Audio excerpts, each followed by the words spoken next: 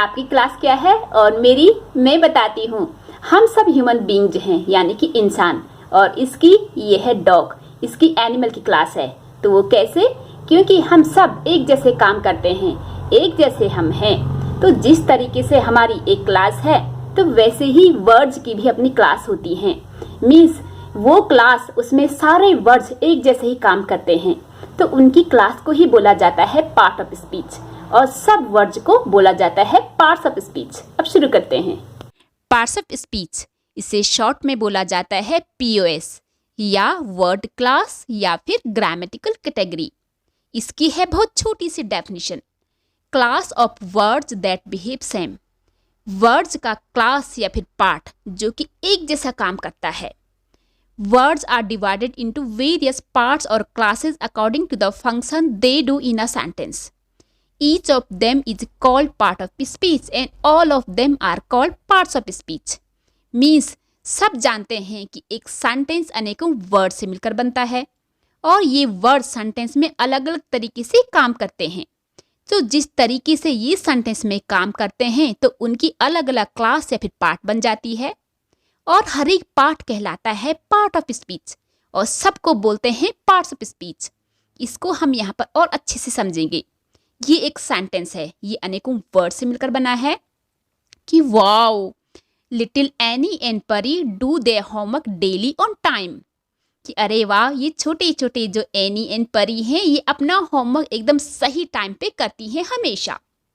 तो वाओ, ये हमारे हार्ट से निकली है, हमारी स्ट्रॉन्ग फीलिंग, हम खुशी के मारे बोल रहे हैं। तो ये एक्ट कर रहा है यहाँ पर इंटरजेक्शन का, मीन्स ये इंटरजेक्शन है, और इसमें हमेशा एक चिन्ह जो कि इस तरीके का होता है, इसे बोलते हैं एक्सक्लेमेटरी साइन। लिटिल यानी कि एनी एंड परी कैसी है? छोटी हैं। तो लिटिल ये इन दोनों के बारे में बता रहा है। एनी एंड परी नाउन है, तो ये लिटिल हो गया एडजेक्टिव, क्योंकि एडजेक्टिव होता है जो कि नाउन को क्या करता है और अच्छे से बताता है कि नाउन कैसा है, नाउन या फिर प्रोनाउन। और एंड इसमें इसने क्या किया है, दोनों नाउन को आपस में जोड़ दिया है। तो जो जोड़ने का काम करता है वो होता है कंजक्शन। और डू यानी कि करते हैं, काम ऑब्वियसली वर्ब, और देयर क्या हो गया, ये हो जाता है प्रोनाउन। एक्चुअली यहाँ पर ये एडजेक्टिव का काम करता है, लेकिन इसको आप बाद में समझेंगे अच्छे से। यहाँ पर ये समझ लो कि देयर क्या है, एक प्रोनाउन है। और होमवर्क क्या हो गया, ये भी एक नाउन है। और डेली ज़्यादातर जिसमें ly आता है एंड में, तो वो बन जाता है हमारा एडवर्ब, ये उसकी पहचान है। डेली एडवर्ब हो गया। और ऑन ये प्रेपोजिशन। टाइम क्या हो गया, टाइम अगेन ये एक नाउन है। यानी कि प्रेपोजिशन क्या काम करता है, नाउन एंड प्रोनाउन को सेंटेंस में और जो भी वर्ड्स होते हैं ना, उनसे रिलेशन शो करता है। यानी कि ऑन के थ्रू ही तो ये टाइम जो है इन सब से कनेक्ट हो रखा है।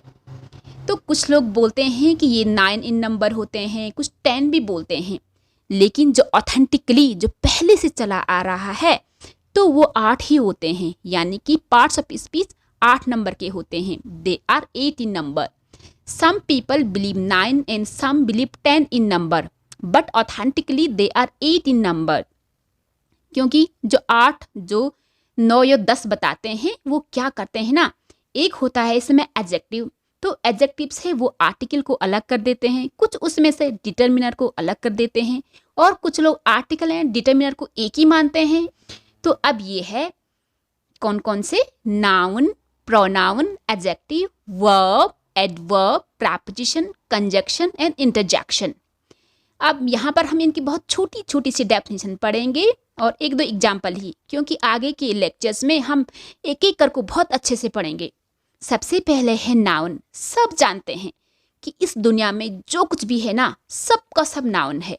A noun is the name of anything in the world. Example, Jay, Karim, Patna, Lucknow, boy, girl etcetera. अब है इसमें प्रोनाउन। प्रोनाउन जो कि नाउन की जगह में यूज किया जाता है। A pronoun is a word which is use in place of a noun. Example, I, we, you, they, he, she, it. ये संख्या में क्या होते हैं, 7 होते हैं। एक्चुअली पर्सनल प्रोनाउन की बात कर रहे हैं यहाँ पर, वैसे तो बहुत सारे होते हैं ये भी। अब है इसमें adjective.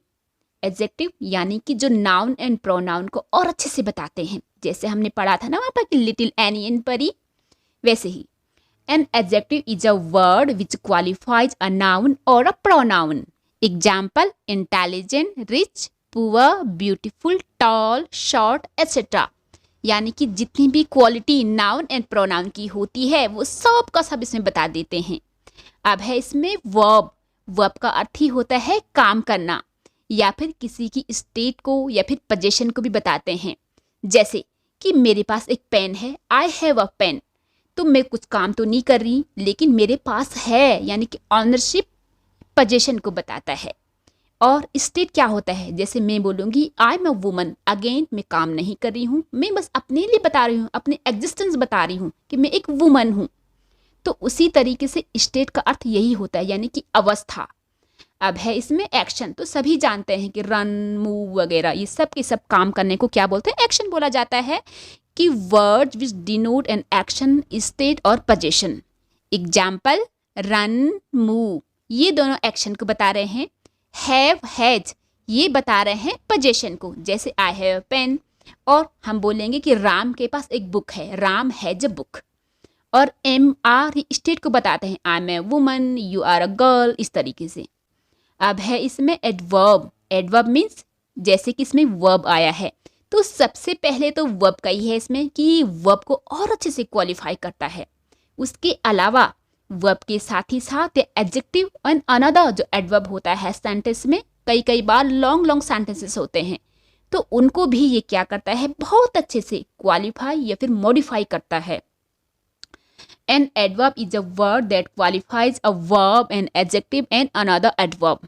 Example, slowly, beautifully, carelessly, boldly, loudly, sadly. ज़्यादातर इसके एंड में ly आता है, ये एडवर्ब की पहचान है. अब है preposition. preposition जो कि नाउन एंड प्रोनाउन को सेंटेंस के अदर वर्ड्स के साथ उनका रिलेशन शो करता है. A preposition is a word that shows relation of a noun or a pronoun to the other words in a sentence. जैसे in, on, to, for, up, down, etc. अब last है इसमें conjunction. Sorry, एक और है. पहले conjunction को हम देखते हैं. कंजक्शन, जंक्शन की पता लग रहा है ना कि ज्वाइन का काम करता है. Is a word used to join words, phrases, clauses in a sentence together.